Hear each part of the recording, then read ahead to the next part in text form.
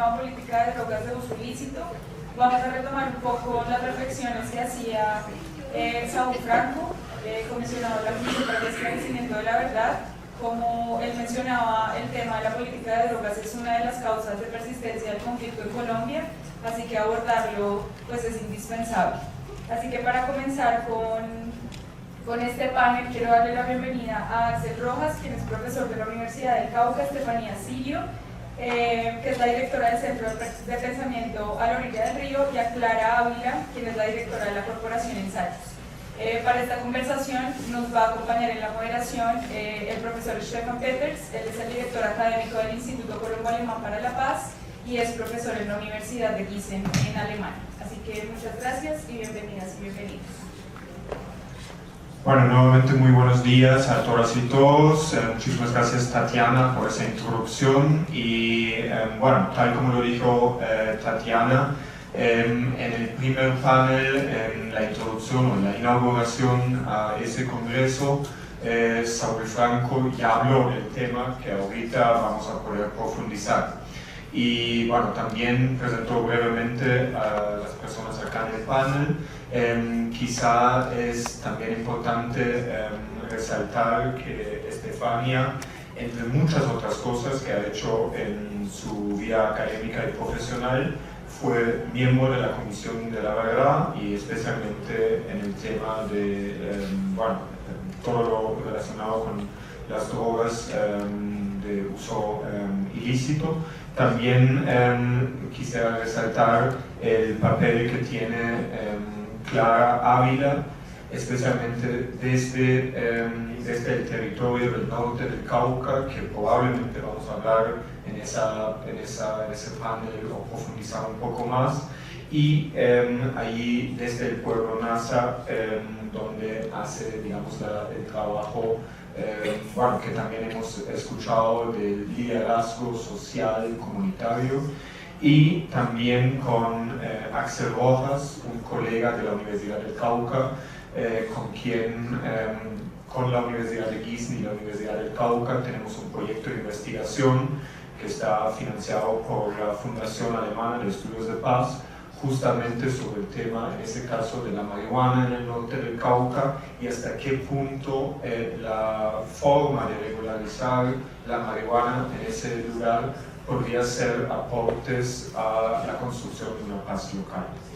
Y quisiera empezar ese diálogo con una primera pregunta, retomando lo que comentó Saúl, que por mucho tiempo, y creo que sigue siendo, si miramos la forma como se habla sobre las drogas en el mundo, las respuestas que generalmente escuchamos son: ese es un tema militar, ese es un tema de represión, ese es un tema quizá de la policía, pero no, o muy poco, demasiado poco, de, por ejemplo, economía política, de salud pública y probablemente de otros temas.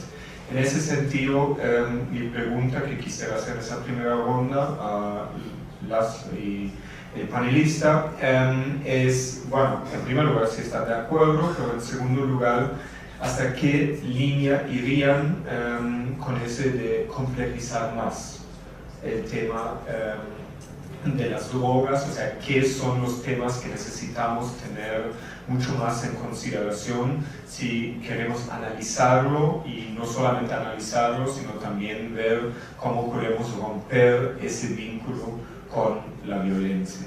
Y bueno, quizás, si estás de acuerdo, Estefanía, empecemos contigo. Muchas gracias, como siempre, Stefan y todo el equipo del Instituto Capaz, muchas gracias por este escenario, por dinamizar estas discusiones tan importantes ahorita. Yo tengo como 9 minutos, ¿no? Sí. Y si ven a Wilson por ahí, por favor, llámenlo, porque quisiera también que escuchara esta parte. Si no lo ven, por favor, cuéntenle porque a mí me parece. Lo están entrevistando. No, dígale. Lo digo porque yo acojo las palabras que Saúl señaló y me dio mucho gusto que Saúl empezara y hablara de drogas con una palabra súper importante: Ahí llegó Wilson, bien, que quiero mandarle este mensaje al comité de seguimiento, y es la regulación. La regulación. Yo no pienso la Comisión de la Verdad como un espacio estático, homogéneo, que no lo fue, ¿cierto, Saúl? Hasta el día antes de la entrega del informe estaban los comisionados discutiendo sobre las ideas que debían salir. Entonces fue un espacio efervescente, ¿no? de unas verdades en disputa. Y eso es como el recuerdo más bonito que yo puedo tener de hace 2 años de la Comisión de la Verdad. Y un segundo escenario es que, bueno, y ahí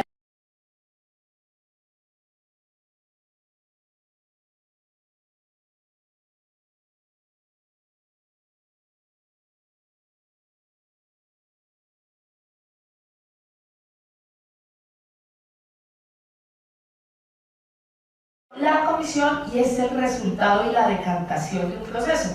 Por eso insisto en eso, porque no es una palabra por ahí que sale, que se la inventó fulanito, sino es la decantación de una verdad, ¿no? Eso es un primer elemento.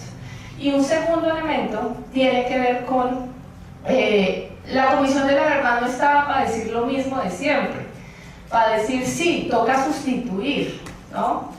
Sí, es que el narcotráfico alimenta el conflicto armado, que eran las miradas tradicionales con las que se había visto la relación entre conflicto armado y narcotráfico. Es más, ni siquiera se conectaban. Entonces yo creo que el mensaje más importante que da la Comisión de la Verdad, los y las comisionadas al país, es que en este país no se puede hablar de política de drogas, de narcotráfico, ni de economías de la cocaína y de la marihuana sin pensar en el conflicto armado, porque esto no es Viena, esto no es Londres, no estamos hablando de un mercado, de un consumidor específico, estamos hablando de cómo esto opera en un contexto en particular, que es en el contexto de conflicto armado. Entonces, de ahí que las conclusiones más importantes de la Comisión de la Verdad es que precisamente no se puede hablar de paz total sin hablar de política de drogas, de economías de la cocaína, economías políticas, como dijo Saúl, de la cocaína, de la marihuana, del cannabis. Y tercero, de la narrativa del narco, ¿no? De esa inmaterialidad en la que todo es narcoestado, narcopolítica, narcocultivador. Esos 3 énfasis son muy importantes. ¿Por qué? Porque aquí está mi reclamo. Cuando hacen la entrega del informe, por ejemplo, del comité de seguimiento, el segundo comité de seguimiento, hacen el informe y no mencionan la regulación, que es la primera recomendación que hace la Comisión de la Verdad. Cuando sale PRINMI a comentar los avances de la política de drogas, no menciona en ningún momento la primera recomendación, que es el tema de la regulación. Entonces, claro, volvemos a lo mismo, de que habló de sustitución, de reducción de daños, de una narrativa que de nuevo separa el aporte más importante de la Comisión de la Verdad, que es conectar la guerra con las economías políticas, con las narrativas constituidas por el discurso hegemónico del prohibicionismo, ¿no? Que es una guerra de buenos y de malos, y entonces los buenos tienen que luchar contra los malos, ¿no? Cuando, bueno, ahorita vamos a hablar de los datos. Y tercero, de una política de drogas. Cuando yo entonces, ya para ir cerrando, pero terminando explicando a qué me refiero con esos 3 aportes, que son los transversales de los hallazgos que ustedes van a encontrar y encuentran en el informe, tiene que ver con qué? Con que la política prohibicionista es un ejercicio que causó, detonó y degradó el conflicto armado en el país. Y de ahí, pues, que uno acoja que Petro haya dicho en algún momento que había que cambiar el paradigma, ¿no? Y eso es muy importante, ¿no? Muchas veces este país no conectaba que las aspersiones aéreas se hacían en el marco de un ejercicio contrainsurgente. Por eso la Comisión de la Verdad lo dice, ¿no? Y habla de las aspersiones aéreas. Un segundo punto es que esa política crea un discurso del narco. Entonces a nosotros nos ha encantado toda la vida hablar del narcotráfico y el narcotráfico como si fuera una caja negra que explica cualquier cosa y explica nada. Y todo lo que queremos explicar con este discurso es que es el narco todo, ¿no? Y con eso es un prefijo que nos permite explicar todas las cosas más oscuras y el tabú en la sociedad, ¿no? Que es con lo cual la academia pues acogió por mucho tiempo. Y un tercer punto es, si quitamos eso, ¿por qué no pensamos en las economías de la cocaína y de la marihuana? Porque el narco, eso no opera en lo oscurito, sino que es una economía que se basa, y dice la Comisión de la Verdad, en lo que se llama la distribución asimétrica de violencias y de rentas. ¿Qué quiere decir? Que es quien menos gana, que son los productores, son quienes más violencia reciben. Y quienes más ganan en esta línea del mercado son quienes hasta más violencia ejercen y menos violencia reciben. Cuando se analizan las economías políticas de las territorialidades de este mercado, pues empezamos a entender otras contradicciones que han alimentado el conflicto armado en el país. Para terminar, solo quisiera decir que eso disputa unas recomendaciones que siguen escondidas en el análisis del comité de seguimiento y que yo llamo aquí, importante para que las tengan en cuenta, sí, que es el tema de las agencias de inteligencia, ¿no? Las agencias extranjeras y la rendición de cuentas. Eso es muy importante, seguir avanzando en ese análisis. Es muy importante seguir avanzando también en que no todo se quede en la sustitución, ¿no? en hacer una mejor sustitución y el desarrollo alternativo que aún tiene unas crisis irresueltas y que se plantean en el texto, y otras cositas más que podemos seguir avanzando. Muchísimas gracias, Estefania. Creo que con esa primera intervención ya tenemos bastante para seguir trabajando y probablemente también vamos a tener algunas discusiones acá, lo que ya por lo menos he visto.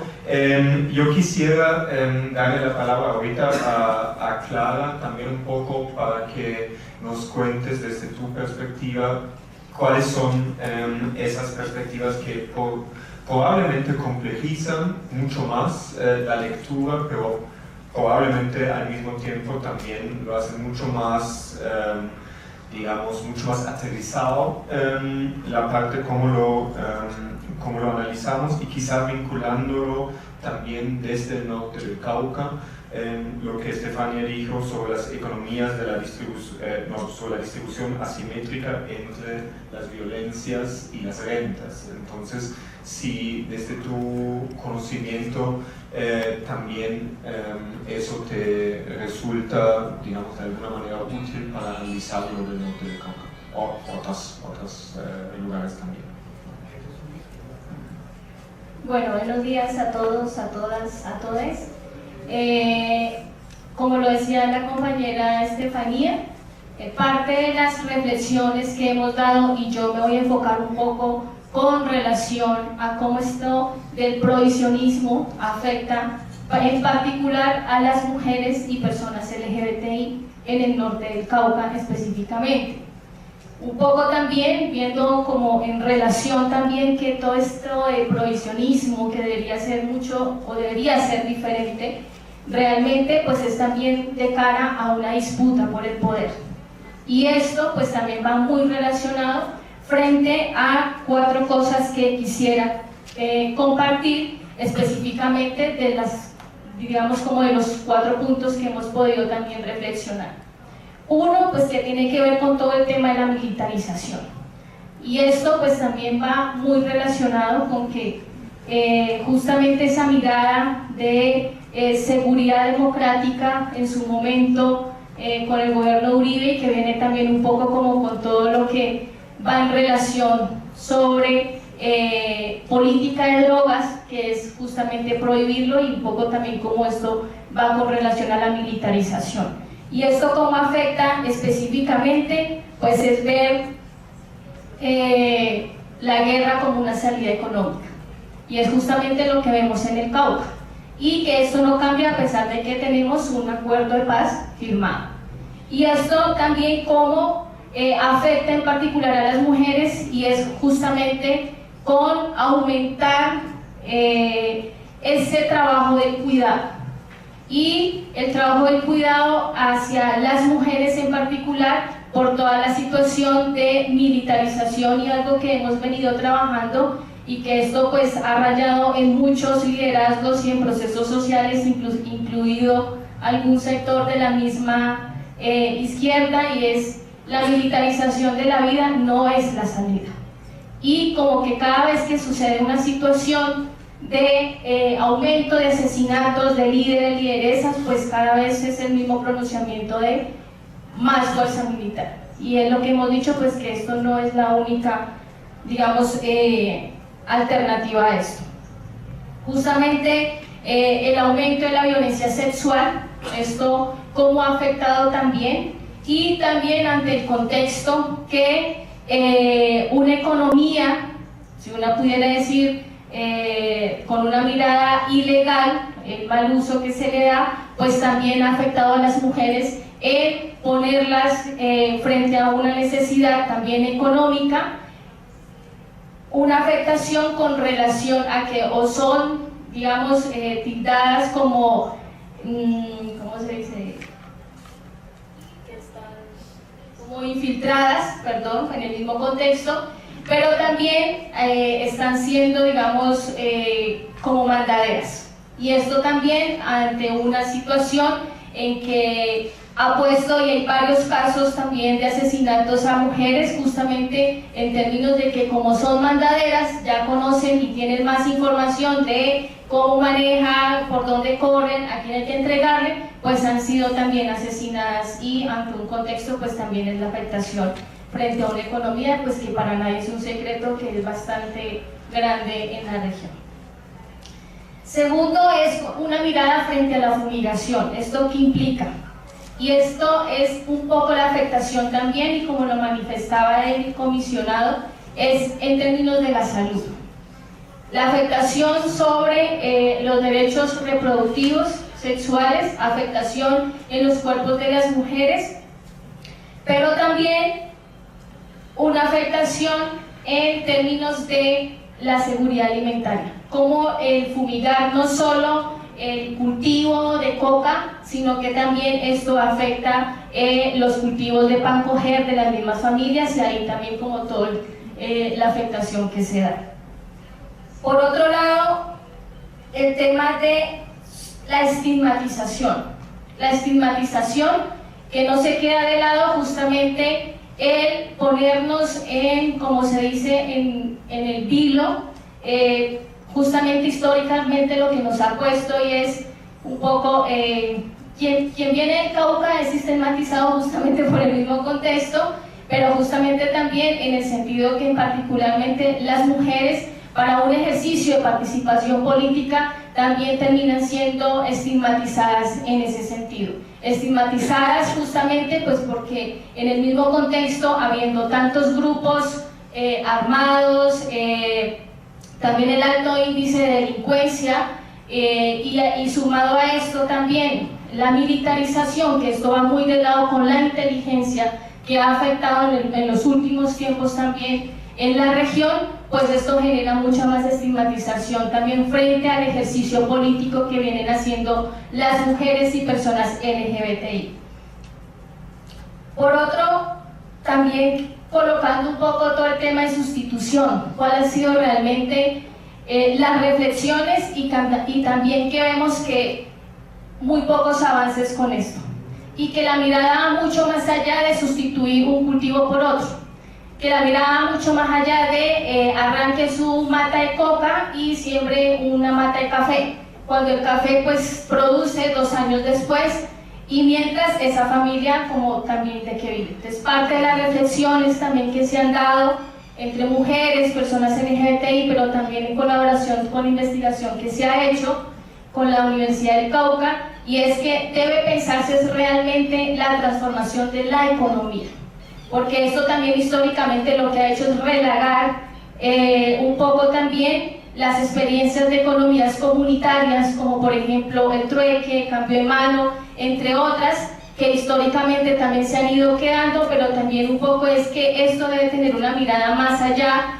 de sustituir el cultivo si realmente no se le presta atención a la economía de la región, en poder transformarla desde allí. Y también tiene que ver mucho en relación específicamente para las mujeres y personas LGBTI, y es que esa economía para las mujeres en particular debe ir mucho más allá a que solo lo miren con pequeños proyectos productivos o con pequeños proyectos de especies menores, que van mucho más allá si realmente queremos transformar la economía y también fortalecer la autonomía económica de las mujeres. Y por último, un poco también en relación con la resistencia. No sé si puedo bajar hasta ahí o viene otra palabra con relación a lo que venimos haciendo en el territorio. Otra pregunta, por favor. Quizás hacemos eso en la segunda ronda, Okay. si te parece bien.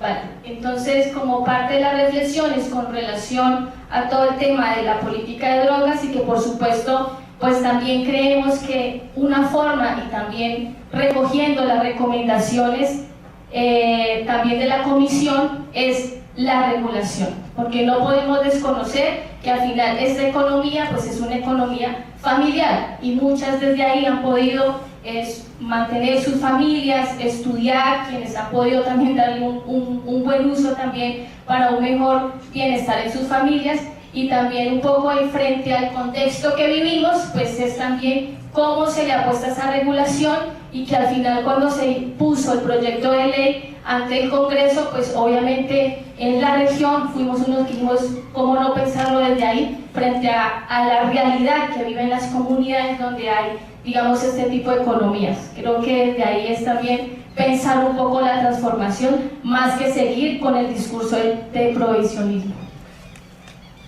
Sí, muchísimas gracias, Clara, por señalar, digamos, sí, o sea, básicamente los problemas que tienen las respuestas tradicionales, simplistas, de militarización, de, bueno, básicamente de fumigación, también a dónde va todo eso de la estigmatización que señalaste, y también creo que muy en la línea que también mencionó Estefania, los cambios de economías y también bueno, la regulación.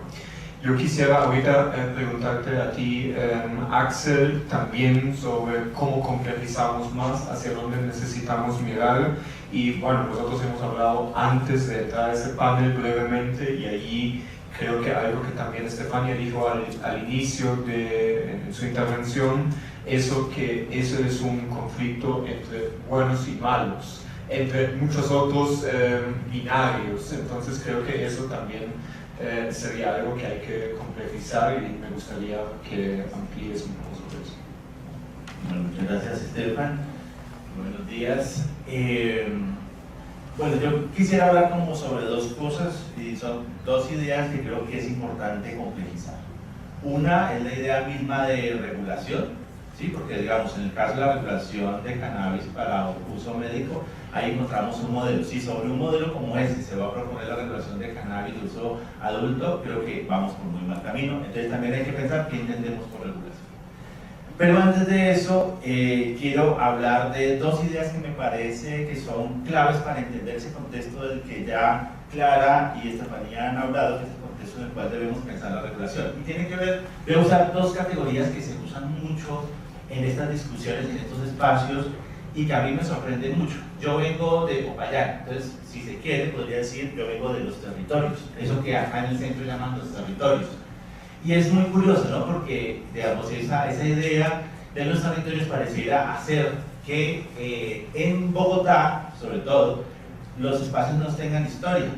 Y ahora el comisionado nos decía, estamos en un espacio que tiene mucha historia, ¿no? Un espacio cargado de una cantidad de prácticas, de una cantidad de relaciones, etc. Es un territorio. Pero resulta que no pensamos las implicaciones que tiene hablar de territorio para nombrar a lo que no es Bogotá, a lo que no es el centro, a lo que no es esta burocracia, este lugar del poder burocrático en el centro de... Entonces, reproducir ese tipo de categorías en el lenguaje común tiene implicaciones muy fuertes. Bueno, no me entiendo en esto porque no me alcanza ya el tiempo, pero me parece que hay que pensarse eso en serio. Y usó una que hizo carrera, otra expresión que hizo carrera, recién se firmó el acuerdo de paz, la del vacío de poder. ¿Sí? Era un lugar común decir, ¿y qué vamos a hacer ahora con el vacío de poder de la salida de las FARC de los territorios? ¿Sí? Entonces, yo quiero hablar sobre las contradicciones y las complejidades de eso que se llamó vacío del poder para poder entender cómo opera el conflicto y las dinámicas de los cultivos de uso ilícito en la región como el norte del Cauca. El norte del Cauca es un conjunto de municipios que, según quien lo nombre, pueden ser 8, 10, 12 o 13 municipios. ¿Y eso depende de qué? Pues depende de que hay múltiples proyectos políticos. Hay organizaciones étnicas, hay organizaciones campesinas, hay organizaciones sindicales. Pero si uno lo piensa en términos de estructuras de poder, uno tendría que ver que, por ejemplo, en territorios indígenas, que es donde está gran parte de los cultivos de cannabis en el norte del Cauca, hay municipios como Jambaló. Jambaló es un municipio cuyo territorio se traslapa casi al 100% con un resguardo. Es decir, que dos autoridades, una étnica y una convencional estatal, digamos, coinciden en el mismo espacio, con la misma población y los mismos recursos, solo que reciben del Estado transferencias de manera distinta, obedecen a ciclos distintos de elección y procesos de representación y administración que duran tiempos distintos, pero digamos que están ahí en el mismo espacio. Pasa algo muy curioso, en Toribío hay un municipio que está cubierto por 3 territorios de resguardo, es decir, hay 3 autoridades indígenas y una alcaldía. Entonces, digamos que esas autoridades con diferentes temporalidades y lógicas deben negociar el ejercicio del gobierno allí.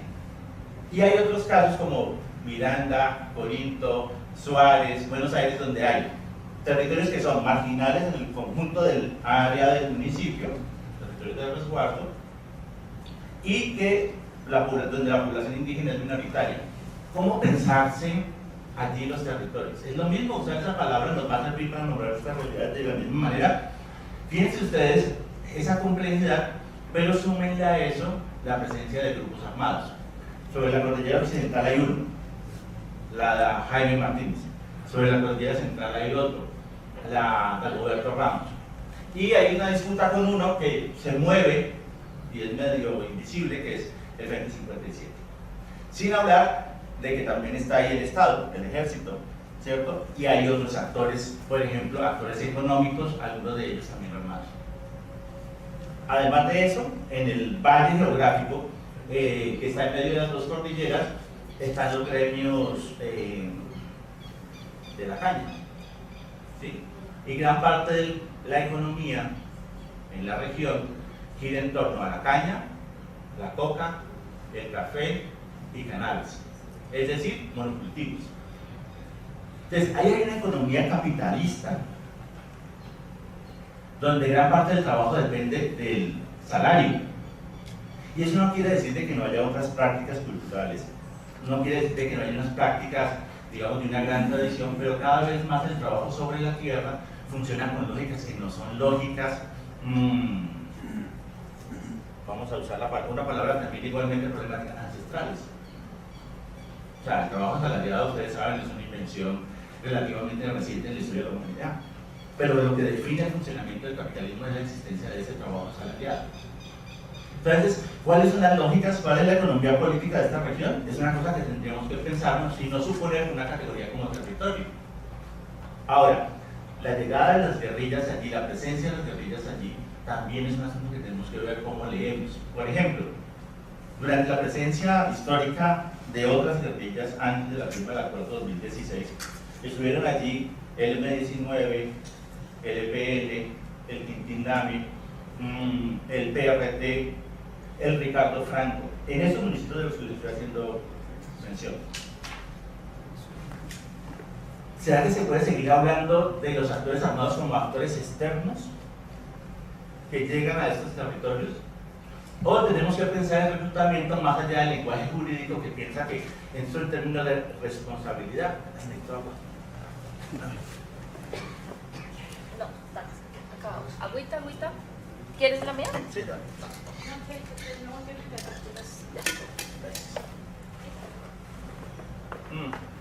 Ay, gracias. Entonces, ¿qué pasa? Desde hace más o menos unos 70 años hay en el norte del Cauca presencias guerrilleras diversas que se han venido transformando.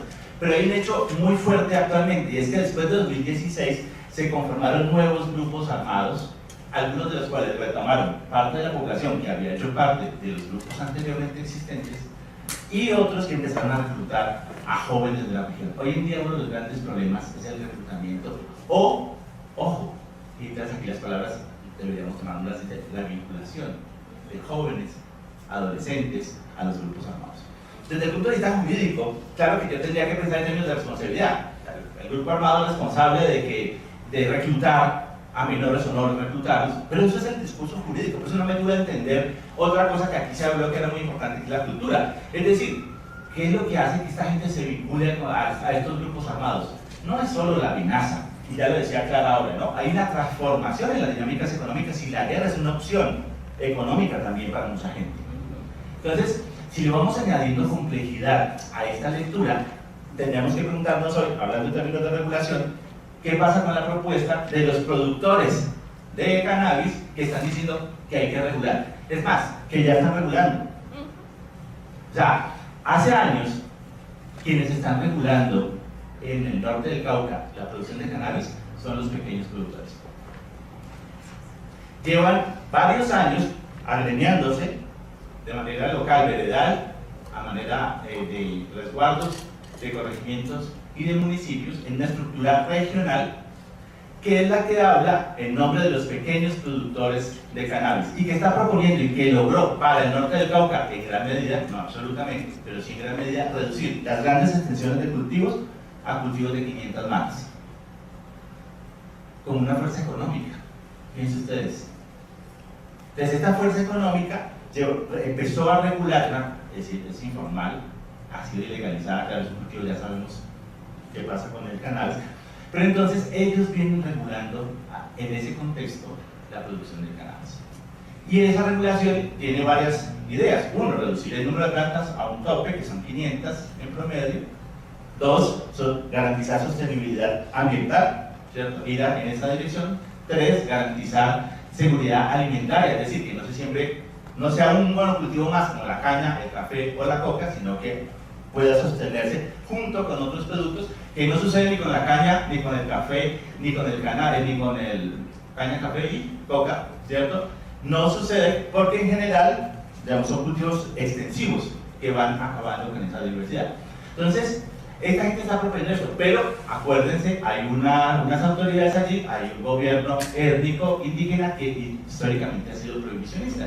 O sea, las autoridades indígenas siempre apostaron o por la sustitución o por la prohibición.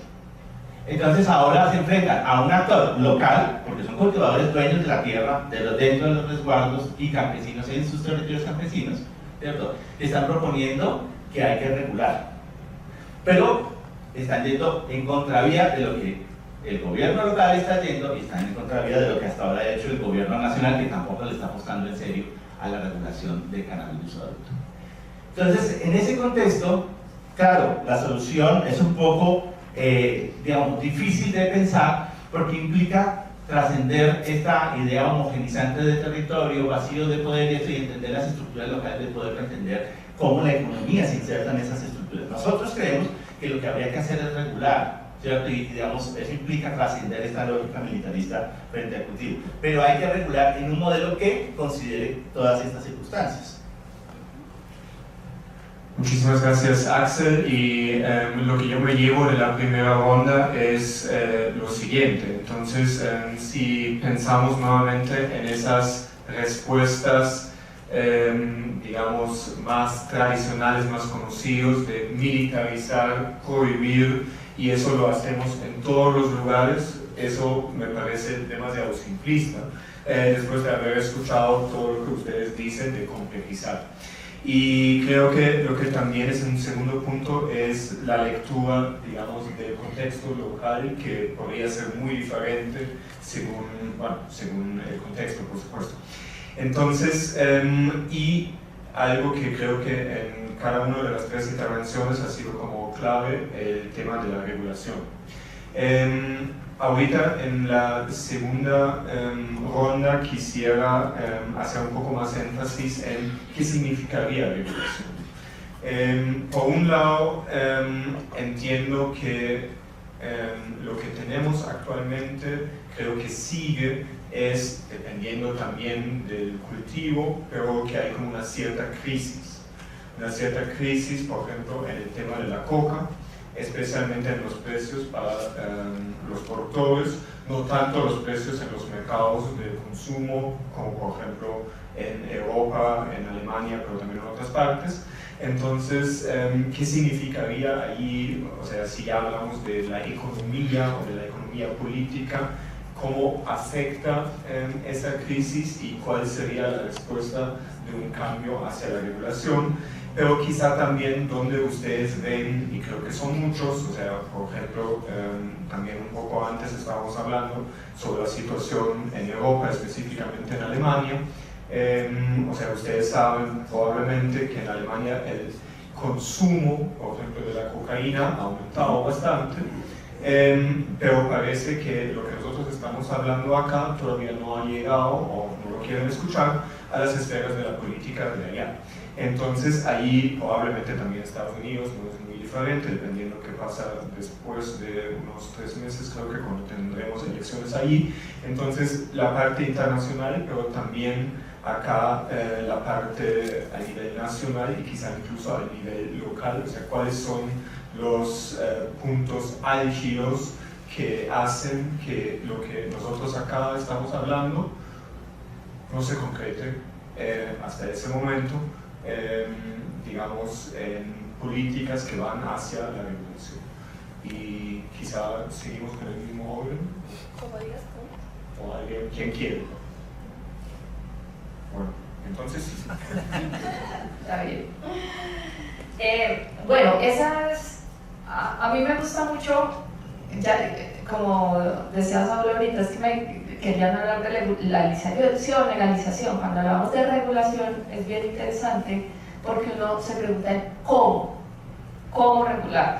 Es darse la oportunidad a pensar el cómo debería ser. Y no hay una manera, ¿no? Hay un método. Y lo que alcanzó a llegar a proponer la Comisión de la Verdad fue un método para eso. Y es cómo tiene que ser enfoque diferencial, tiene que ser participativo, territorial y que la gente resuelva. Y ahí dejó en punta la Comisión.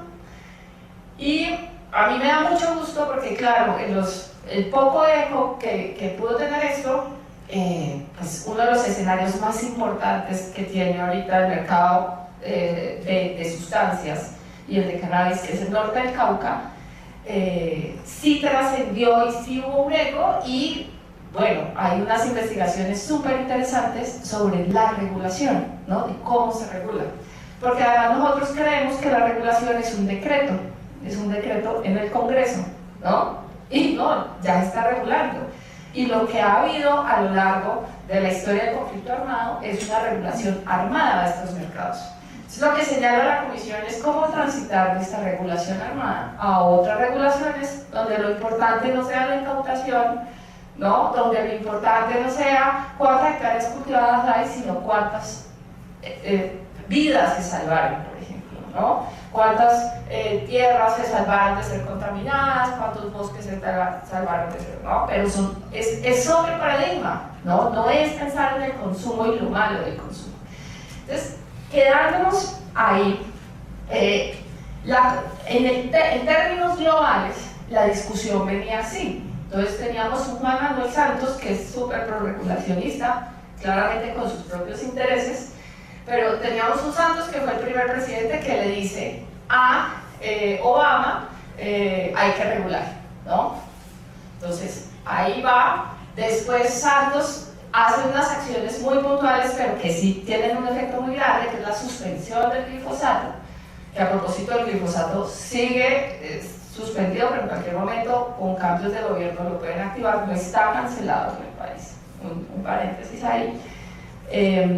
Y de ahí se vienen los acuerdos de paz con el punto 4. Y el punto 4 soluciona el problema de las drogas. Y es donde se plantea el tema de un plan nacional de sustitución y transformación territorial. Entonces están esos dos temas en disputa, pero ¿qué gana? El tema de sustitución, cuando un eje importantísimo era el de transformación, pero queda subsumido en sustitución. Entonces, ¿qué hay que hacer? Una mejor sustitución, ¿no? Que es prohibicionista, la sustitución es prohibicionismo, ¿listo? Y de ahí el gobierno de Trump, pero los demócratas sacaron un documento que yo les invito a ustedes a revisar, que es el informe de drogas del Comité del Hemisferio Occidental, y es lo que le sigue al acuerdo de paz, porque el acuerdo de paz, los Estados Unidos estaba muy contento porque, digamos, es toda una expansión de cooperación internacional para la sustitución, que es lo mismo que había pasado durante el Plan Colombia. Entonces, este documento, digamos, legaliza el tema del desarrollo alternativo, ¿no? Ya ahí va. Entonces, claro, ellos no contaban con que llegara Duque al poder de todas maneras, porque Duque y Trump hicieron alianza y eso detuvo todo, detuvo implementación de acuerdos, detuvo todo. Entonces, claro, ahí queda suspendida a nivel internacional la política de los Estados Unidos en nuestro país, ¿no? Es decir, desarrollo alternativo, sustitución o política holística. La política holística no la inventó Gustavo Petro. Política holística dice el documento del Congreso del Comité del Hemisferio Occidental de Política de Drogas, ¿no? Ahí dice Holistic Politics. Entonces, ¿qué pasa? Policy. Y entonces, ¿qué pasa? Llega Petro y lo que pasa ahorita es que se enrumba de nuevo la agenda del desarrollo alternativo con base en esos documentos. Punto 4, que va acorde a él, la política holística. Y ese es el cambio en esos términos, pero no es un cambio de paradigma ni prohibicionista, ¿no? Entonces, a nivel global, ahí vamos. Y está bien, porque pues, nadie está esperando que legalice la cocaína pasado mañana.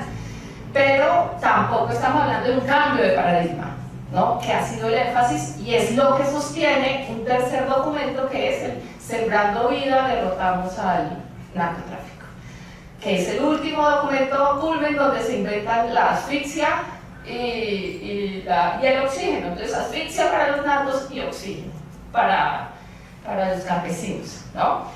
Asumiendo que los campesinos van por un lado y los narcos van por otro, en el sentido de que no hay relaciones en una economía política donde hay contradicciones, donde hay definición de precios, donde hay explotación. Entonces, claro, todos vamos creyendo que eso fue lo que dijo la Comisión de la Verdad y que eso es porque hay una mejor política. No hay una mejor política, es un recorrido que ya venía haciéndose y que es muy peligroso, pensando en qué pasa en los territorios donde radicalmente cambió la dinámica de los mercados de cocaína y cannabis en Colombia. Estos mercados no son los mismos que existían hace 15 o hace 20 años. Por eso insistíamos en la Comisión de la Verdad que no podemos decir lo mismo de hace 15 o 20 años, porque el negocio es diferente. La reincorporación de las FARC tuvo un efecto y un fenómeno muy importante en la manera en que, por ejemplo, una cosa, cómo se definen los precios en el mercado. Y no más, esa cosita hizo, hagan de cuenta como cuando ustedes jugaban cuando uno era chiquito con arena e imanes por debajo de una hoja que va, ¿sí? Que va jalando. Eso fue lo que pasó tras la reincorporación de las FARC. Entonces, los enclaves productivos de coca, por lo menos, se concentraron. Entonces ahora tenemos el enclave del Catatumbo, el del Cañón del Micay, tenemos el de Nariño en Alto Mira Fronteras, tenemos el de Orito Teteyé en Putumayo. En Caquetá ya no hay coca, por ejemplo. Esos son cambios radicales. Entonces, claro, ¿eso qué hace? Genera otras dinámicas en las que el productor y el campesino están más expuestos que nunca. Entonces, si ustedes leen, para ir terminando, el informe de drogas que salió hace 2 o 3 semanas, ¿qué pasó? Aumentó el consumo, del 23 da información, no, ahorita tenemos información del año pasado, da información del año pasado. Y entonces, ¿qué dice? Que estamos en 23 millones de usuarios que se alimentan en un mercado de 2.700 toneladas, que se producen en 320.000 hectáreas en los 3 países andinos. En Colombia solamente se producen 2.000 toneladas, bueno, ahorita no me acuerdo, entre 1.700 y 2.000 toneladas, y en 230.000 hectáreas. ¿Hay crisis en ese mercado? No hay crisis, aumentaron, hay una sobreproducción récord, así como hay incautación récord. Es un mercado boyante donde, ¿qué es la crisis? La crisis es que se aumentó la explotación sobre los campesinos y los productores y se aumentaron las disputas y las violencias por esta atomización en el marco de la reconfiguración del conflicto en Colombia. Muchísimas gracias nuevamente, Estefania, por, digamos, hacer también ese recorrido desde lo internacional hacia dinámicas locales cambiantes. Y bueno, con la misma, o esa misma línea también la pregunta para ustedes dos. No sé si Clara, tú quieres seguir.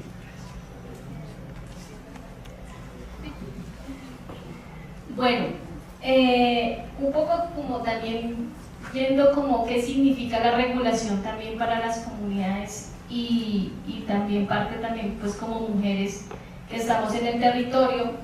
Y es que yo creo que esto también pasa poco también en términos de la propiedad de la tierra, específicamente también para las mujeres, que obviamente pues es mucho menor comparado con los compañeros.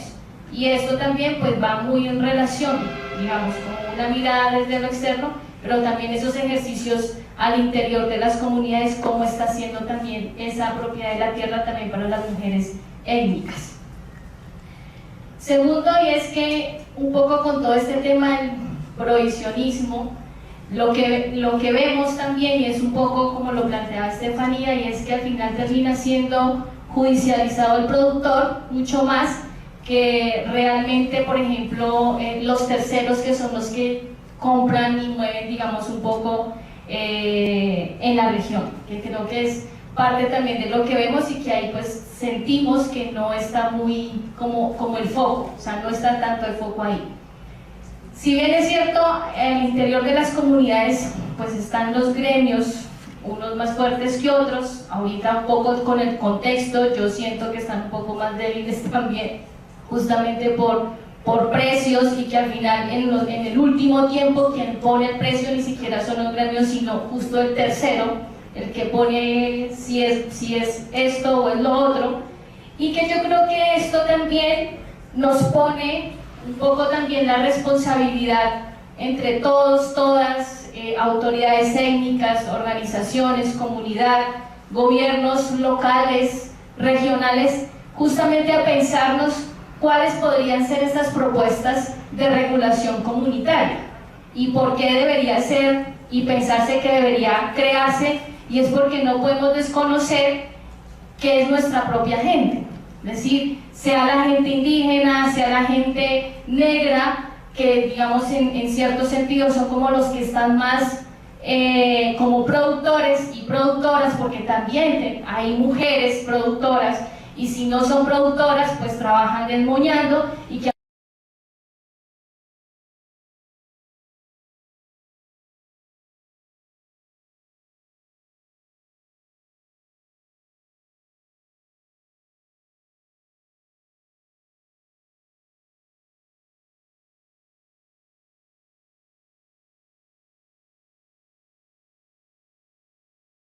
lo que planteaba Axel, y es que es pensándolo justamente de acuerdo a esas dinámicas territoriales, culturales, porque no es lo mismo pensarse para las comunidades indígenas cómo debería ser, que se lo puedan pensar las comunidades afro, por ejemplo, o que se lo puedan pensar las comunidades campesinas, que obviamente debería tener una mirada también de mujer o un enfoque de género, por ejemplo, y que yo creo que ese es también un poco como el reto también que tendríamos ahí, justamente pensando, por ejemplo, que culturalmente pues nos atraviesa, que debería estar también en el centro un poco en sentido de los sitios sagrados, nacimientos de agua, porque también digamos cómo afecta no solo en términos generales la economía, sino cómo afecta también otros espacios de vida que son importantes también para las comunidades.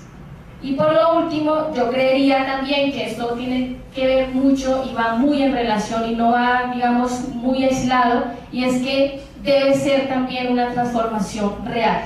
Una transformación real también, tanto en la economía, pero con relación a que debería realmente cumplirse y avanzar con el punto 1 del acuerdo que va en relación con la reforma rural integral, justamente con esos PEDES, y esos PEDES que en la mayoría del norte del Cauca, pues la mayoría son municipios PEDES donde hay cultivos o de coca o de marihuana, pero que realmente esa implementación inclusive de los PEDES deberían estar más vistos justamente no sobre una oferta institucional, sino también realmente sobre la demanda comunitaria, que es lo que tanto nos ha, digamos, como alejado también un poco desde pensarse estos proyectos de transformación real en la región. Maestro, doctor Estefan, ¿será posible una pequeña preguntita? Vamos a darle la palabra a Axel y después abrir para preguntas. Okay. Una sugerencia más. Vale, bueno, yo creo que pensar la regulación pasa por varios asuntos, ¿no?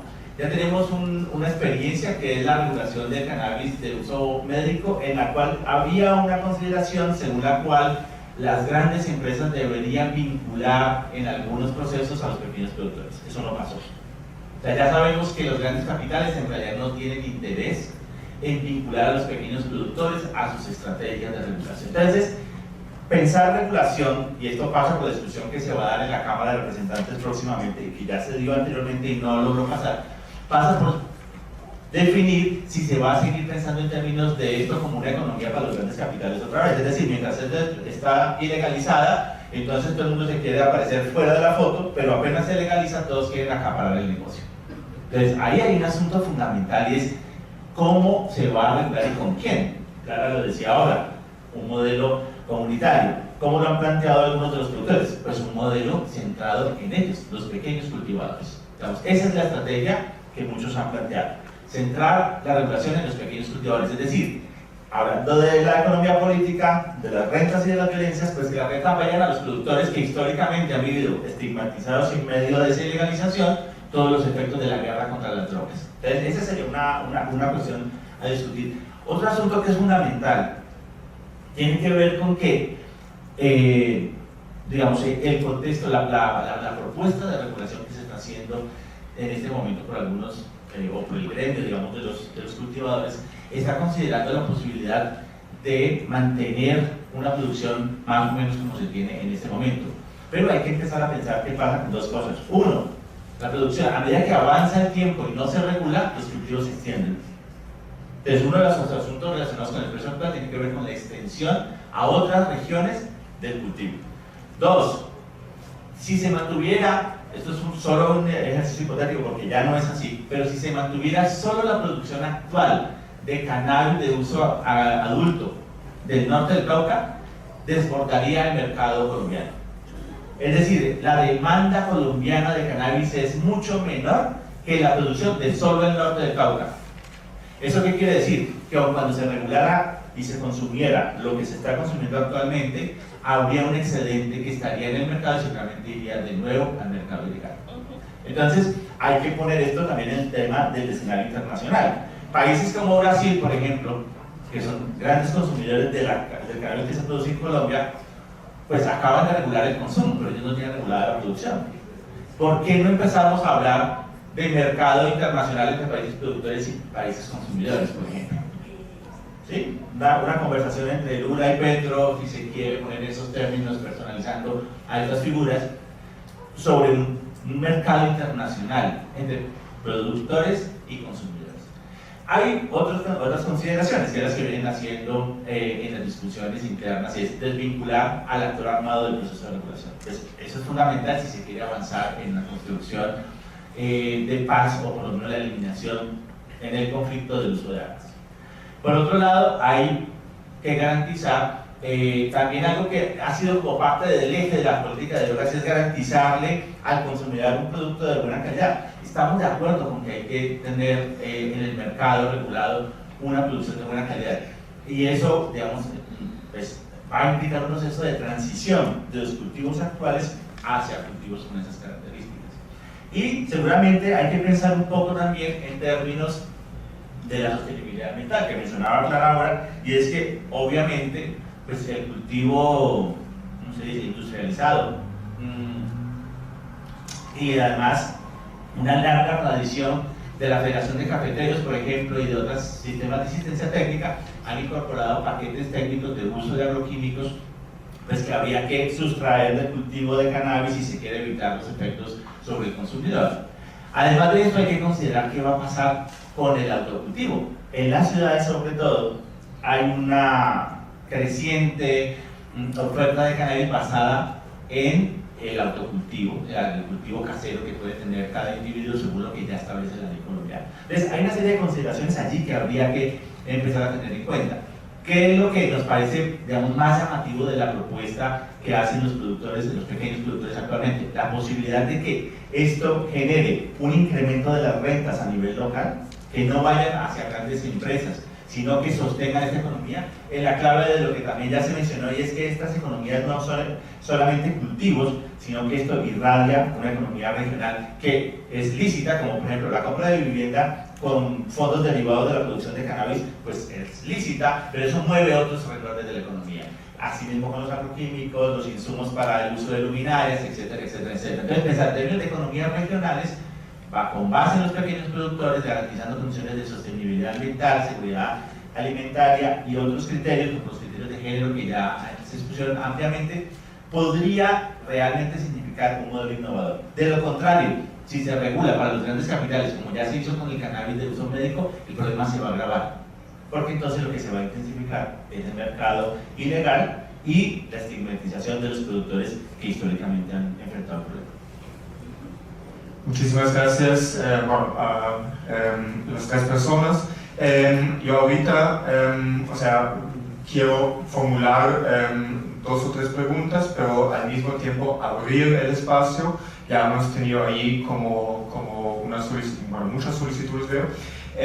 Simplemente, en primer lugar, quisiera felicitar, porque muchas veces se dice que en la academia nosotros solamente estamos analizando, pero no estamos proponiendo. Lo que yo vi son propuestas acá, y según lo que veo también en la Casa de Nariño ya están haciendo agenda con Lula para el próximo encuentro. Sin embargo, algo que me llama la atención es cuando ustedes, y quisiera aprovecharlo también para invitarles a mirar afuera en los módulos algunas infografías sobre lo que se ha hecho, digamos, desde diferentes organizaciones en los diálogos, en las discusiones sobre la comisión y sus hallazgos. En los temas, solo un 1% es sobre el tema de cultivos de uso ilícito. Entonces creo que lo que en esa discusión hemos visto es que todavía se necesita hablar mucho más de eso. En un espacio en Alemania, donde yo estuve discutiendo sobre eso, uno de los temas que creo que todavía no hemos abordado, que fue una crítica, es sí, pero ¿qué hacemos, digamos, con los efectos negativos en salud que puede haber el consumo? En cuanto a la regulación, sé que eso no es necesariamente el tema de Colombia, pero la pregunta era, bueno, perfecto, entonces regulemos, gracias, crystal meth. Y entonces, algunos de esos drogas bastante o muy, problemático para la salud y muy rápidamente. Entonces, ¿cómo lo ven eso? Y quizá también hacer énfasis en algo que hace poco el presidente Gustavo Petro dijo, creo que en Naciones Unidas, si la cocaína fuera legal, mañana se acaba la guerra en Colombia, más o menos así fue la cita. Entonces sí están ahí de acuerdo, pero eso después de abrir ahorita para más preguntas, vi 1, 2, 3, 5, 6. Entonces, en ese sentido les pido intervenciones breves, porfa. Cuando se alargan mucho, necesitaría interrumpir.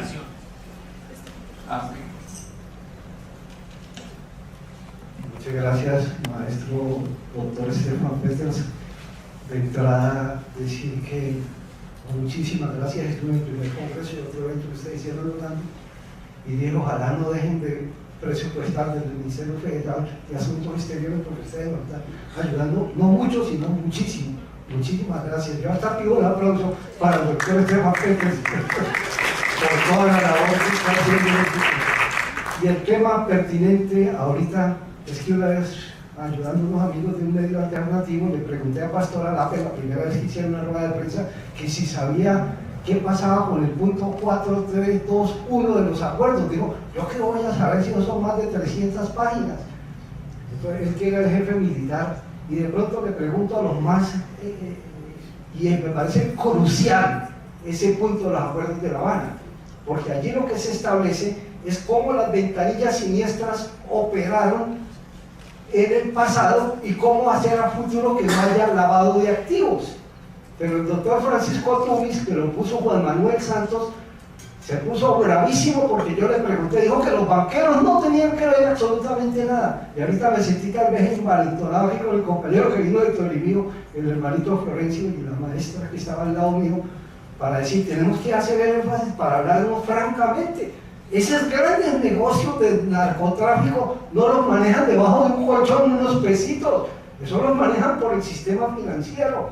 Entonces resulta que tuvimos un presidente que escribió en portafolio un artículo que lo llamó no JEP, sino JEF, Justicia para la FARC.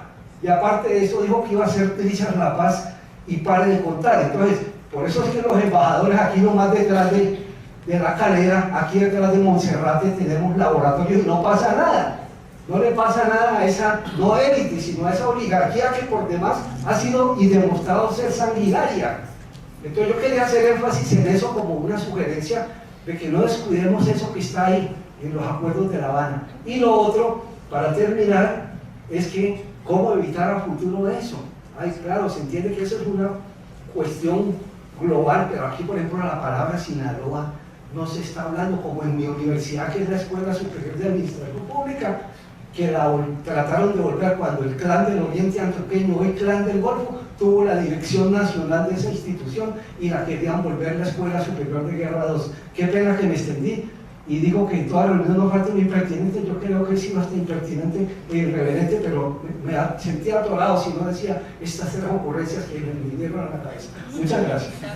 Muchas gracias. Wilson y después Elkin.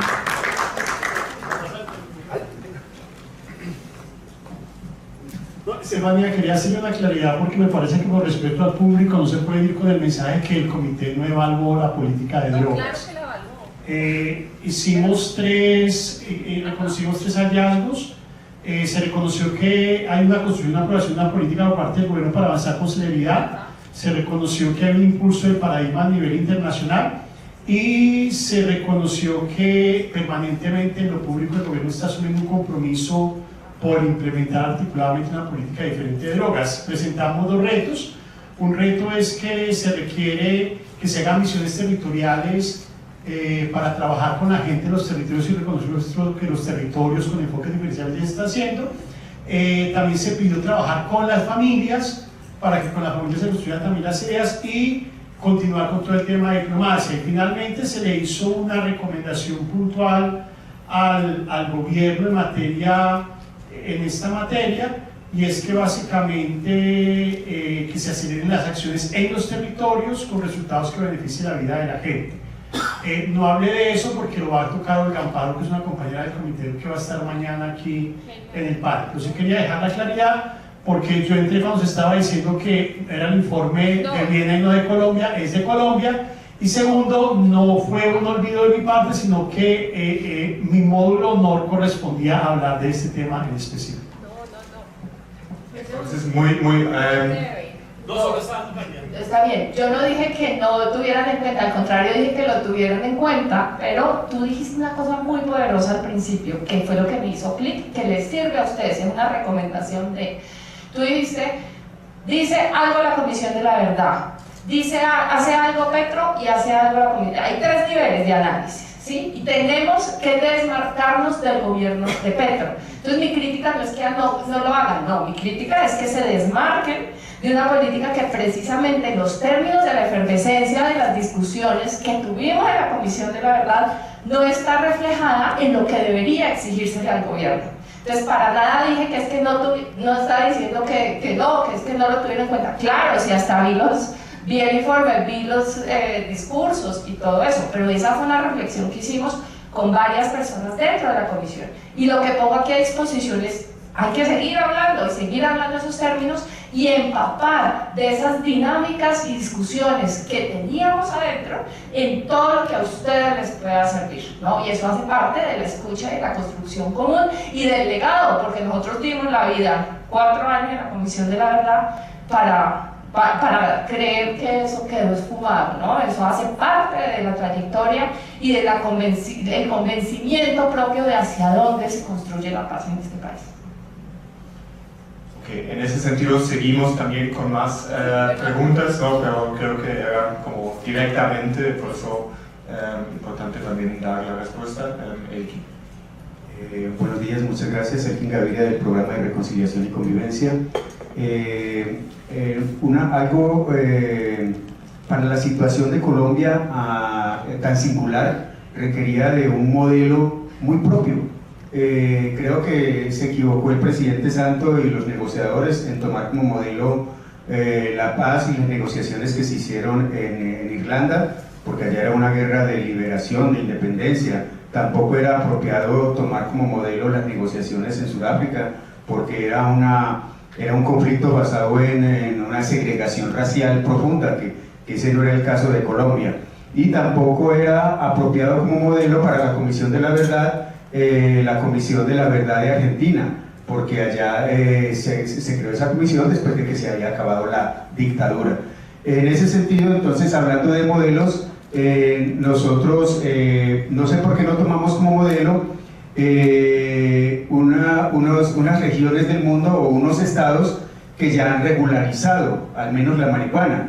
¿Por qué no tomar como modelo, por decir algo, los estados de Estados Unidos que ya han regulado la marihuana y ver ahí, como dice la doctora Stephanie, que la Comisión de la Verdad recomienda enfoque diferencial, que recomienda enfoque territorial en lugar de un enfoque nacional o de un enfoque más plural? Entonces, eso yo no lo entiendo. ¿Por qué no tomar otros modelos? A ver, ¿qué ejemplo podemos tomar de lo que pasó en los estados de Estados Unidos?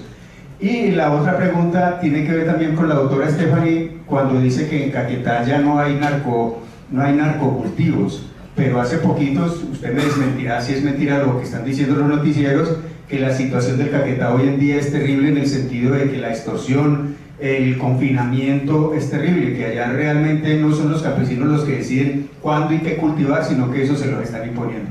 Muchas gracias. Gracias. Vale, muchas gracias. No, mi pregunta es, ¿por qué la regulación nunca se ha visto desde la innovación botánica?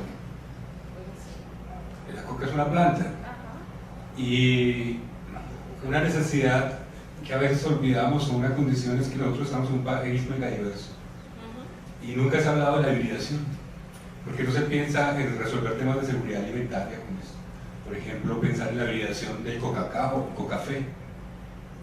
Esto lleva a la necesidad de un desarrollo tecnológico, pero afortunadamente dentro de las familias de este tipo de plantas pues se pueden mezclar con otras y generar plantas que no tengan esta condición de persecución criminal y a la vez resolver otros temas en otro ámbito, no desde la discusión quizás jurídica o normativa, sino desde la raíz de lo que es una planta. Y esto podría naturalizar los territorios y generar un cambio en el enfoque de las fuerzas que generan los conflictos. Gracias. Gracias. Sé que Saúl también tenía una intervención y no sé, creo que una persona más, pero puede ser que estoy equivocado.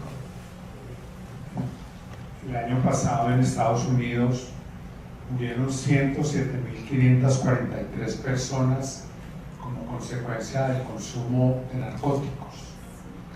107.500 personas, eso da un promedio bastante importante diario. Y de ellas el 75% fue por fentanil. Yo les quiero preguntar a ustedes en concreto cómo ven el impacto de estos narcóticos sintéticos frente a este problema que estamos manejando aquí y frente a la cuestión de la regulación, como pensar también en la regulación de estos macromercados. Gracias. Y detrás hay como la última pregunta. Yo soy Florencio Mestizo, vengo de un pueblo indígena del norte del Cauca.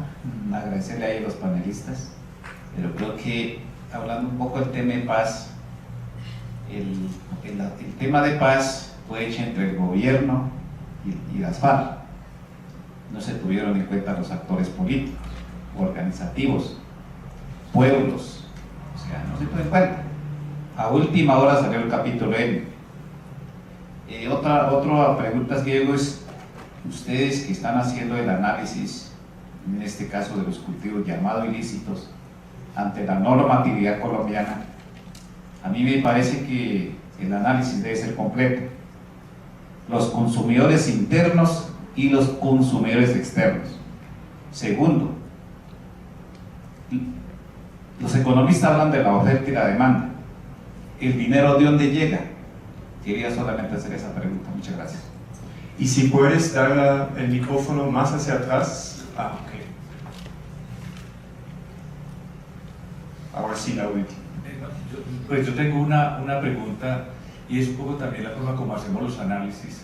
Por ejemplo, lástima que en el panel anterior no hubo preguntas, pero así como para el campesino es tan importante la tierra, para la gente del área urbana, la vivienda. Y parte de los conflictos que tenemos en las ciudades porque la gente no tiene acceso a la casa, a la vivienda, a un apartamentico, y porque también hay una concentración de la propiedad urbana, y cómo tejemos e hilvanamos todos los conflictos, porque también cómo hacemos la superación. Y la pregunta para ustedes, ¿cómo se hilvana todo esto, por ejemplo, con el tema del microtráfico en las áreas urbanas, el control territorial que hay, las bandas emergentes? O sea, ¿cómo tejemos esto? Porque también si solamente pensamos una dimensión, y entiendo que estamos hablando solamente del legado de la Comisión de la Verdad, pero ¿cómo tejemos esto con los conflictos urbanos y con estas formas tan complejas en que los conflictos nos emergen y también nos permiten pensar integralmente todo este tema? O sea, este tema del microtráfico en las ciudades es también supremamente complejo, ¿sí? Y hay como realmente la última de Soraya, y después tenemos que cerrar para tener tiempo para las respuestas. Bueno, primero felicitarlos porque uno aquí también se pone al día, ¿no? De qué está pensando el poder desde el territorio más cerca de las estrellas y qué es lo que pasa en nuestra Colombia que no se ve pero existe. Entonces yo me animé a hacer la pregunta por mi compañero, porque yo vengo de los Montes de María y como si los Montes de María hubiesen pasado de moda. O sea, se ponen de moda las regiones de acuerdo a cómo esté el conflicto en el álgido momento, o si bajó, pero si bajó. Por eso, ahora rato, cuando no nos dieron la palabra, yo quiero aprovechar primero también por esas luces que nos dieron los dos compañeros anteriores, porque, como dijo Wilson, de pronto ese era el tema que más nos competía a nosotros. Y yo me preguntaba si este tema me competía o no, porque no era de erradicación de coca, ni de cultivos ilícitos, ni de cambiarlo, porque en mi región, que es un corredor estratégico, lo que hay ahora es que nos respiran aquí. Y lo que medio se pudo hacer para bajar el conflicto cuando se hizo el proyecto de pago que se hizo fue reacomodarse en el territorio las bandas criminales, narcotraficantes y microtráfico, y metieron de droga a todas las jóvenes, que fue otra forma también de cooptar a la juventud, ¿sí? Porque antes se lo cooptaba la guerrilla y los grupos y los otros grupos, los paramilitares, para llevarla a las vidas, y también el ejército.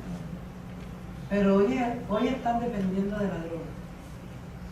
Y hoy están ellos haciendo toda la vida civil ahí. Pero eso no sale en ningún titular, porque parece que Montes de María se olvidó de todo, de la política pública, de la implementación del acuerdo, de que son proyectos de municipios PD, que nos hicieron hacer diagnóstico, está sobrediagnosticada, está sobre no sé cuánto, pero no hay verdad, no hay justicia, no hay reparación, y en los últimos, si no te nombran y tú no gritas, no existes.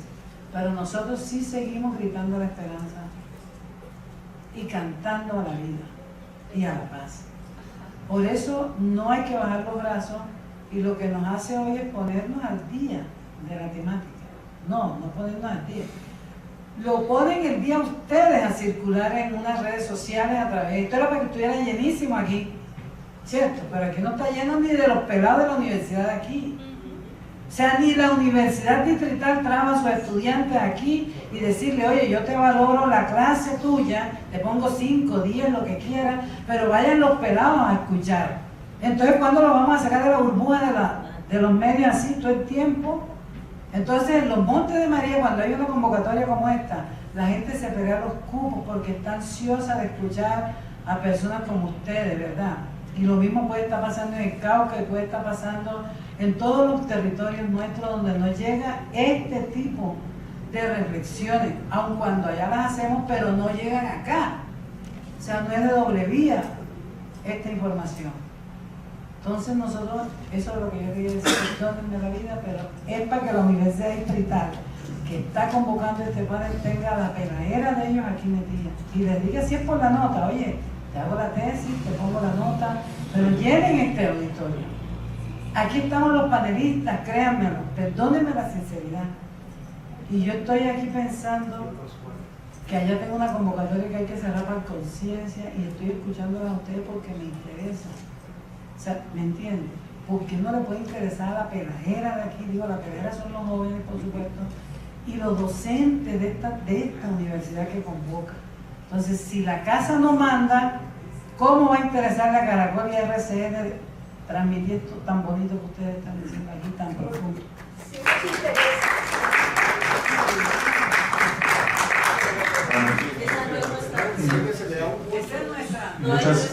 Muchas gracias. Muchas gracias por las diferentes intervenciones. En teoría tenemos unos 6 minutos para las respuestas, pero han sido muchas preguntas, entonces mi propuesta es que nos demos un poco más de tiempo, pero que también seleccionemos las preguntas donde más, digamos, énfasis queremos poner. Y ¿quién empieza?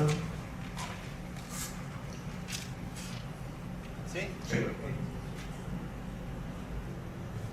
Bueno, está difícil la tarea que nos ponen. Hay muchas cuestiones interesantes. Yo voy a tratar de hablar un poco más del tema de regulación, que es lo que vengo trabajando. Yo también quisiera que habláramos más de los Montes de María, pero no conozco, sería muy atrevido hacerlo, pero digamos que de lo que medianamente conozco, que tiene que ver con la realidad del norte del Cauca y la regulación. Hay varias cosas que ustedes han planteado. Uno, cómo pensar los efectos negativos de la regulación, me parece que es clave. Se ha discutido sobre esto en varias perspectivas. Uno, la mayor parte de los modelos de regulación tienen un fuerte enfoque en el libre desarrollo de la personalidad y la dimensión salud, que se puede entender de dos maneras. Uno, como la parte psiquiátrica, digamos, y evitar daños en ese nivel para consumidores, o lo que llaman ahora consumo problemático, ¿no? Entonces, evitar el consumo problemático o tratar. Lo otro de la salud pues, tiene que ver con afectaciones en general a cualquier tipo de consumidor, o también para los productores y productoras o personas que participan del ciclo de producción.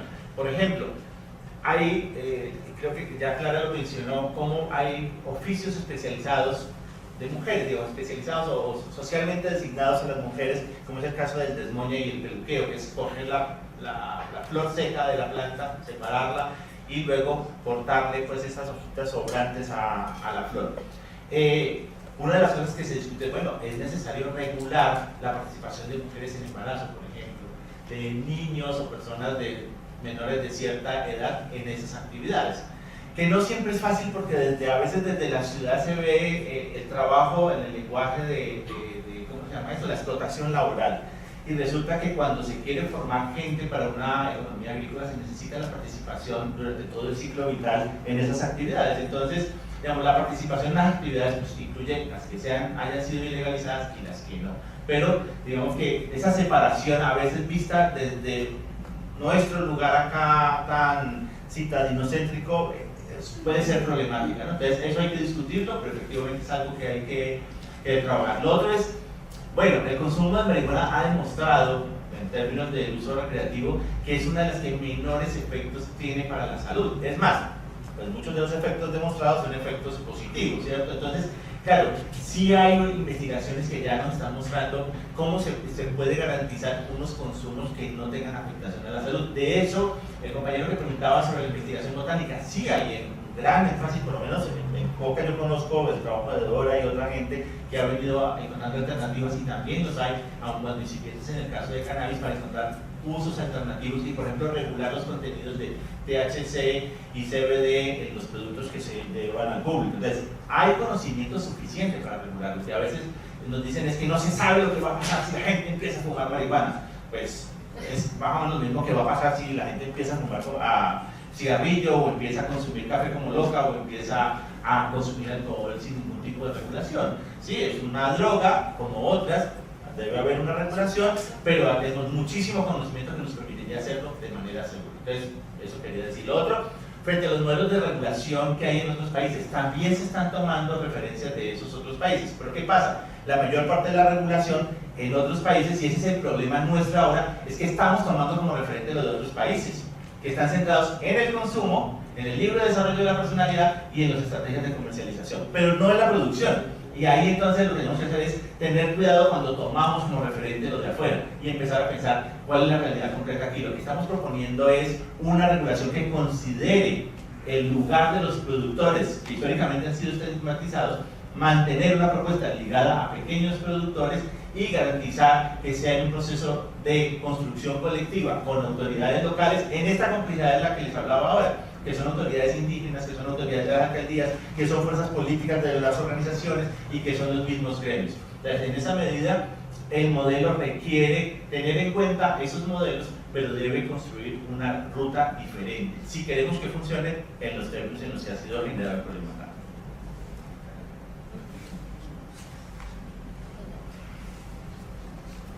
Bueno,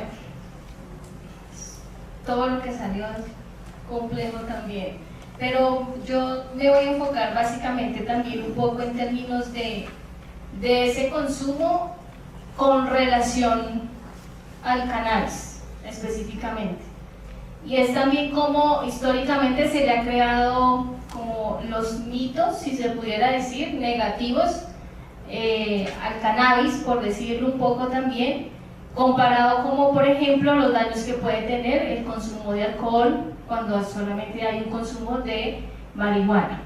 Un poco también porque son plantas que no solamente para las comunidades étnicas, pues son plantas que no son malas, porque hacen parte también de la cosmovisión, son más también para todo el tema medicinal, y que obviamente pues también no podemos desconocer que cuando ya se le saca los derivados, las mezclas, bueno, con otras sustancias, pues también los daños que ocasionan. No podemos desconocer que en la región pues también hay un consumo de sustancias psicoactivas en el que ha generado pues básicamente una problemática también, sobre todo y mayoritariamente en los jóvenes. Yo que creo, y es un poco también que aquí también creo yo que vienen como los retos también y desafíos, y un poco es en la región, por ejemplo, cuando uno ve ya las personas que están con alto consumo, también que no solamente es de marihuana, sino con mezclas de otras sustancias, digamos un poco la adicción que genera, pues también creemos que hay vacíos en programas, por ejemplo, de salud, que puede atender también, digamos, un poco en ese sentido, y que creo que ahí pues todavía hay grandes vacíos. Segundo, y es que digamos parte también de ciertas reflexiones y análisis de algunos casos, y es que el consumo no solamente va porque existe el cultivo en la región, sino porque detrás hay otras situaciones también, mentales, familiares, inclusive también de no resolución de problemas estructurales históricos en la región, y que también, digamos, esto en cierta medida pues también hace un poco como el énfasis. Esto también pues va muy relacionado con no solo hablar del narcotráfico en grande, sino también del microtráfico, que también pues se ve, y que obviamente pues esto también va muy relacionado con esas únicas alternativas y pocas alternativas que se ven en términos de las economías, pero también pues de no resolución de ciertos problemas históricos también en la región. Yo dejaría un poco ahí para no hablar cosas que desconozcan. Gracias. Gracias y bueno. Muchas gracias. Muchas gracias por las preguntas y la participación. Sinaloa es un estado muy bonito. Vayan a Sinaloa, es el estado agrícola más grande de México, tiene una playa hermosa de Mazatlán, lleno de turistas canadienses, europeos de todos lados.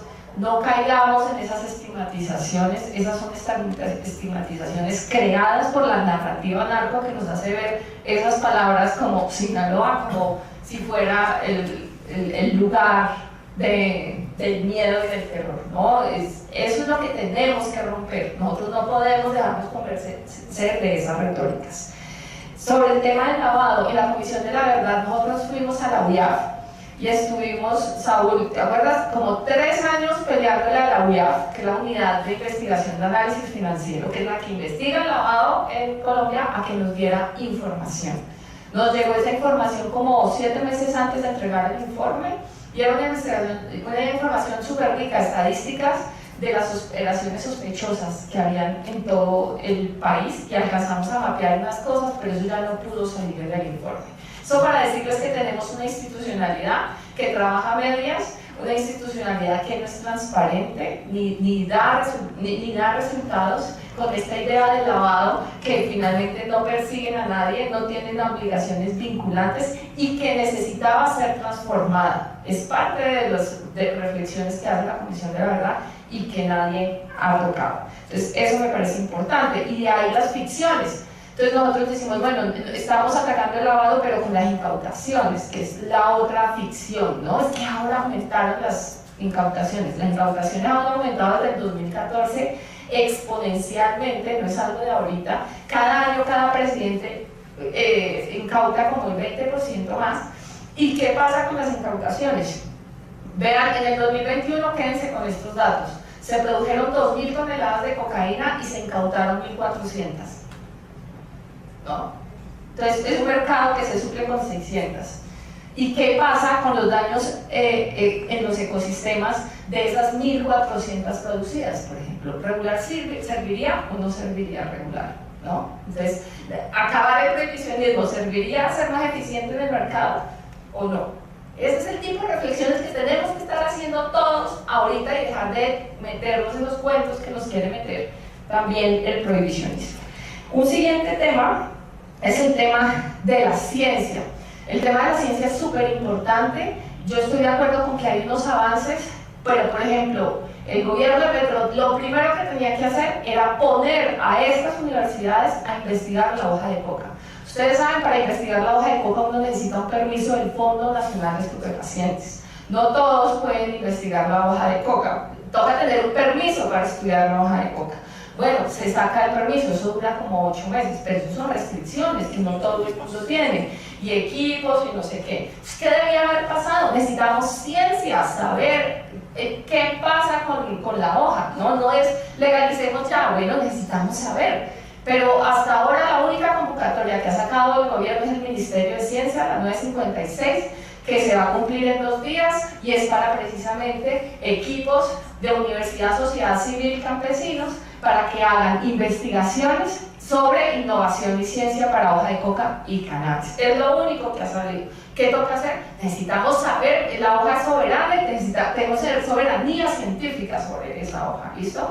Entonces hay que seguir presionando sobre eso.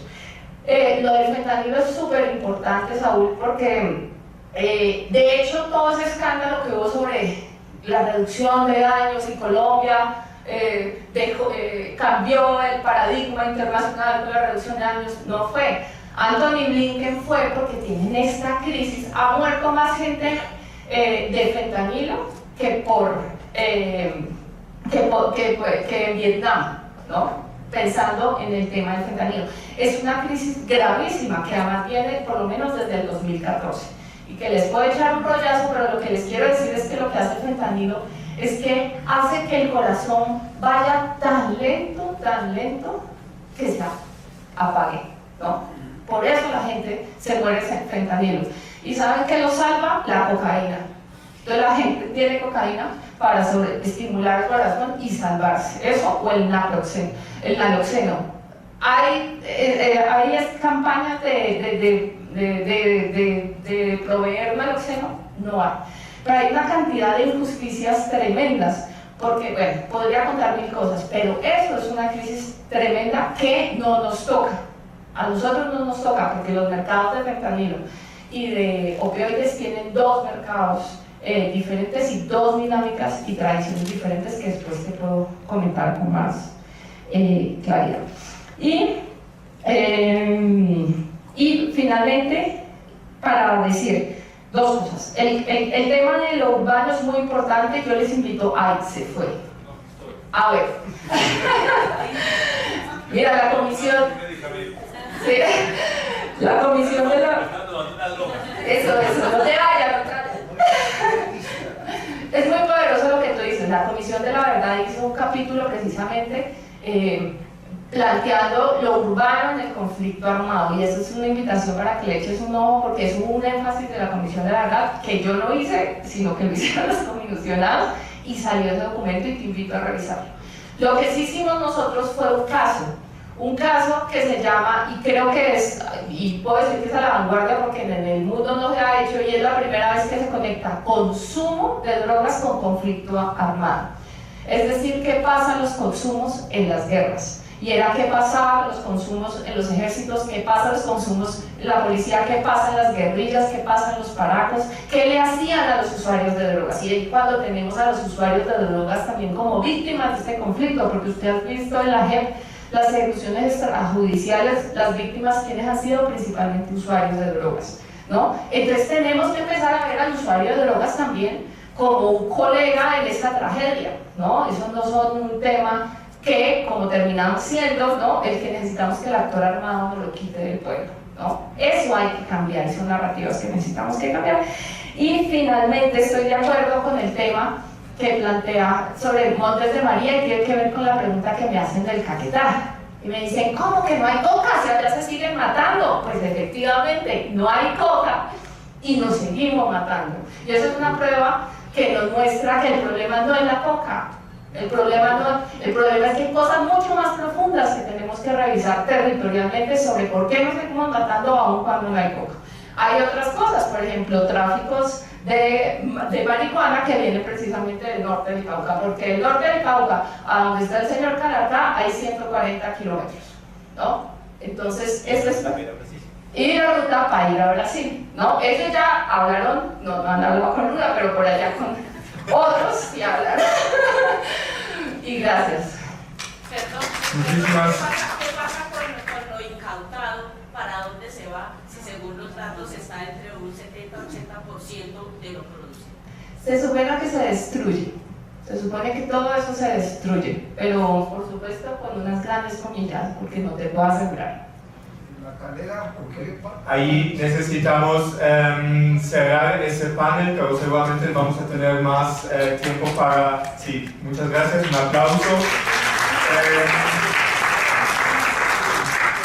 Simplemente quisiera, nuevamente agradecer, decir que creo que ese panel también nos mostró que necesitamos debates serios, que no se queden como en algunos respuestas o supuestas recetas que ya sabemos que no funcionan, pero por supuesto también no quedarnos en temas morales, en temas de los buenos y los malos, sino que ir al fondo, al tema de la economía, de economías políticas, pero también de análisis muy contextualizados, no tratar de copiar otros modelos. Eso no quiere decir que no estudiarlo, pero no copiarlo, y probablemente también aumentar el número de los espacios y también diversificar los lugares donde hablemos de esos y otros temas. Nuevamente muchísimas gracias a todas y todos, especialmente los panelistas, y nos vemos después